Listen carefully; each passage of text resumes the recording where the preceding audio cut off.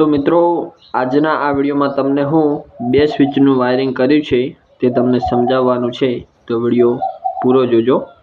तमे जोई शको छो जे बहारथी फेस वायर गयो छे ते डायरेक्ट ज आपणे बंने स्विचना नीचला पॉइंटनी अंदर कनेक्शन आपी दीधुं छे अने आपणे जे स्विचथी जे बल्ब ऑन ऑफ करवानो छे ते बल्बनो स्विचना उपला पॉइंटनी अंदर वायर कनेक्ट करेल छे। बंने स्विचनी अंदर तमे जोई शको छो।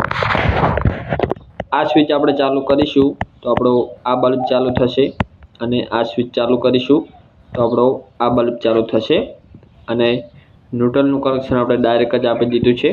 સ્વિચની અંદર ન્યુટ્રલનું કનેક્શન ના હોય મિત્રો। તો મિત્રો આ હતું બે સ્વિચનું વાયરિંગ।